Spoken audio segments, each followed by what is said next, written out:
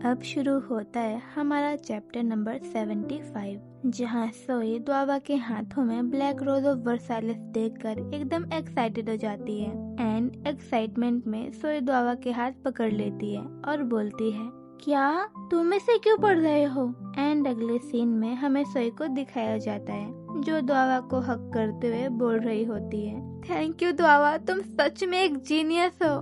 द्वावा शर्माते हुए बोलता है, हे सोई। तभी हमें बैकग्राउंड में सोई की वॉइस आती है जहाँ सोई बोल रही होती है, उस समय मैं द्वावा का जवाब सुनकर सच में बहुत खुश हो गई थी जब उसने कहा था कि वो ये बुक क्यों पढ़ रहा है। उस समय द्वावा ने ये कहा था, एक दिन मरांग का सीईओ मुझसे मिलने आया था ड्राई क्लीनिंग शॉप पर वो चुपचाप वहाँ पर बैठा हुआ था और ये बुक पढ़ रहा था। एक्चुअली वो बस इसे पढ़ने का नाटक कर रहा था और फिर सीईओ ने अपना बिजनेस कार्ड इस बुक में रखा और चला गया और इस तरह से ये बुक मेरे पास आई तो सोचा इसे पढ़ ही लेता हूँ। इसके बाद हमें सोई की वॉइस दोबारा से आती है जहाँ सोई बोल रही होती है, मरांग के सीईओ और सिंडी द ब्लैक रोज ऑफ वर्सालिस के बीच मुझे एक अजीब सी वाइब महसूस हो रही थी। देन हमें सोई को दिखाया जाता है जो मन में बोल रही होती है, ऐसा क्यों लग रहा है कि मैं कुछ इम्पोर्टेंट भूल रही हूँ। एंड तभी बेल लग जाती है। बेल की आवाज सुनकर सोई जल्दी से बेड पर से जमीन पर जंप करती है और द्वावा को बाय बोलकर वहाँ से चली जाती है, बाय बाय। इसके बाद सीन शिफ्ट होता है द्वावा पर जो एकदम शॉक में होता है सोई के रैंडम हक से। देन द्वावा बोलता है, वाह, मुझे विश्वास ही नहीं हो रहा मैं कितना बेवकूफ हूँ।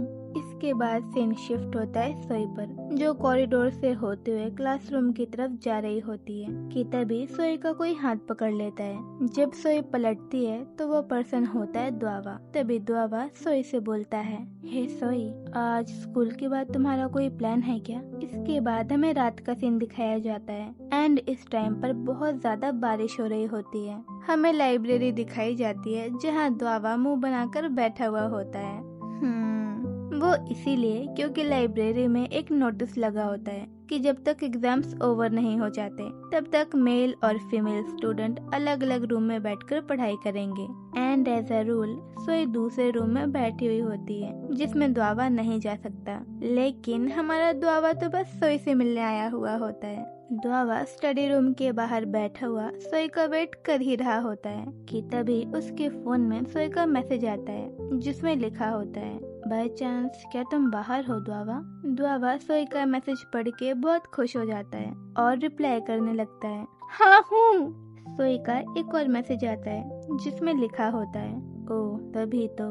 द्वावा सोई का मैसेज पढ़ते हुए बोलता है, हाँ इसका क्या मतलब हुआ? तभी सोई के और भी मैसेज आने लगते हैं जिनमें लिखा होता है, सारी लड़कियां बार बार बाहर जा रही हैं। एक लड़की तो चौथी बार अपनी ड्रिंक पीने बाहर जा रही है। तभी द्वावा नोटिस करता है कि उसके आसपास एकदम से बहुत ज्यादा भीड़ हो गई है। देन सोई के और भी मैसेजेस आने लगते हैं जिसमें लिखा होता है, शायद ये तुम्हारी वजह से हो रहा है, इसीलिए क्या तुम अपने स्टडी रूम में चले जाओगे? मैं फोकस नहीं कर पा रही हूँ और वैसे भी तुम बाहर करके रहे हो, हाँ तुम पढ़ाई नहीं कर रहे थे ना, है ना? द्वावा रिप्लाई करता है, मैं कर रहा हूँ, ओके। एंड द्वावा पढ़ने के लिए स्टडी रूम में चला जाता है, लेकिन बुक्स के नाम पर द्वावा के पास सिर्फ एक ही बुक होती है, सिंडी द ब्लैक रोज ऑफ वर्सालिस, और द्वावा उसे ही निकाल कर पढ़ने लगता है। सिंडी रुक जाओ मेरी जान, क्या तुम मुझे छोड़कर जा रही हो? एंड ये सब पढ़ के द्वावा को हंसी आ जाती है और वो हंसने लगता है, बट ऑफ कोर्स आसपास के लोग डिस्टर्ब हो जाते हैं। बुक को पढ़ते हुए द्वावा मन में बोलता है, सोई का टाइप काफी अलग है, कॉम्प्लिकेटेड और मल्टी डायमेंशनल। द्वावा ऐसा इसीलिए बोल रहा है क्योंकि इस बुक में दो मेन लीड कैरेक्टर हैं, सेम ऑपरेशन ट्रू लव की तरह। एनीवेज तभी हमें बैकग्राउंड में सोई की वॉइस आती है जहाँ सोई बोल रही होती है, एग्जाम टाइम चालू हो गया। स्कूल स्टूडेंट्स के लिए टाइम बिल्कुल जेल में फंसे हुए कैदियों की तरह होता है क्योंकि इस टाइम सब अकेले आइसोलेशन में होते हैं। जैसे मुझे और यूनियॉक को डिस्टेंस मेंटेन करना पड़ रहा है, सभी लोगों को भी वैसे ही डिस्टेंस मेंटेन करके चलना चाहिए, एटलीस्ट इससे मुझे अच्छा लगेगा। तभी सोई के फोन में यूनियॉक की कॉल आने लगती है। सोई कोशिश तो करती है कि वो कॉल ना उठाए, बट एट द लास्ट उठा ही लेती है। हेलो, यूनियॉक हंसते हुए बोलता है। तुम मेरे कॉल का वेट कर रही थी क्या? सोई हंसते हुए बोलती है। क्या? नहीं तो मैं क्यों वेट करूंगी तुम्हारे कॉल का? तभी यूनियॉक बोलता है।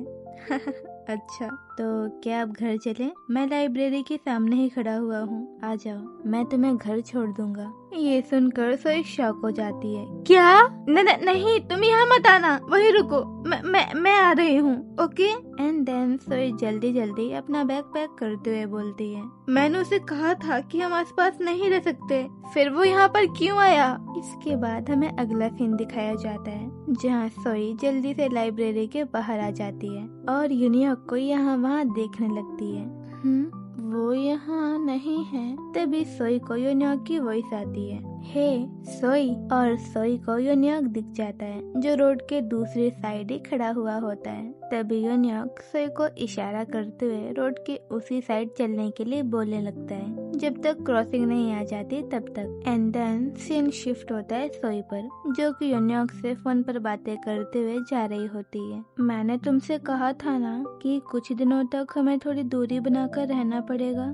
फिर यूनियॉक बोलता है, क्या इससे भी ज्यादा दूरी? इतना डिस्टेंस काफी नहीं है। सोई बोलती है, मेरा मतलब था कि हमें साथ में नहीं रहना चाहिए।